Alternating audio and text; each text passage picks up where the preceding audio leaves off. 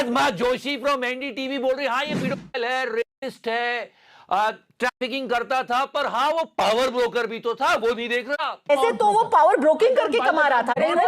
He was a pedophile rapist power broker, but ऐसे तो वो पावर ब्रोकिंग करके कमा रहा था ना। Jeffrey Epstein was convicted of major crimes like pedophilia, of rape, raping underage girls, all of that. But the fact also is that he had a separate life. Professionally, he was a power broker. He used to introduce one person to the other. Professionally, he was a power broker. He used to introduce one person to the other. It was his job. He was a pedophile. Also, who was a power broker.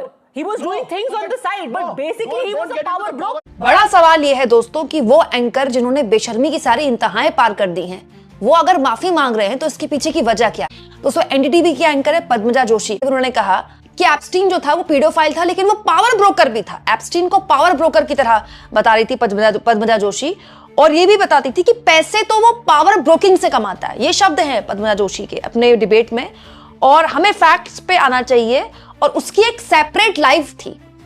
इस तरह की बातें लगातार 10-12 minute का एक पूरा video है उनका, जिसमें उनकी पूरी अच्छी खासी चलेदर हुई, और हालत ये हो गई कि पूरी की पूरी सोशल मीडिया में उनकी थू हो गई 24 घंटे में। कि शर्म आनी चाहिए एक महिला एंकर को कि एक मतलब अपराधी, यौन अपराधी, जिसने बच्चियों को तक नहीं छोड़ा, छोटी छोटी बच्चियों को, जो फोटोज हैं बच्चियों की, कोई देखे तो उसकी रूह कांप जाए, उसको एक तरह से पाक साफ बताते हुए पद्मजा जोशी ये कह रही है कि उसकी एक सेपरेट लाइफ थी। पैसा तो वो नेटवर्किंग से कमाता था, पावर ब्रोकिंग से कमाता था।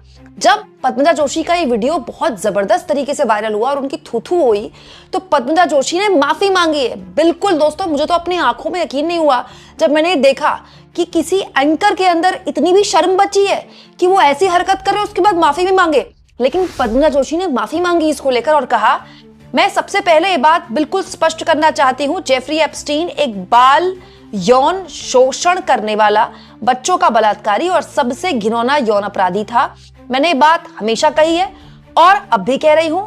उसके पीड़ितों को उसके साथ हुए अत्याचार के लिए न्याय के पूर्ण दंड के अलावा और कुछ नहीं मिलना चाहिए।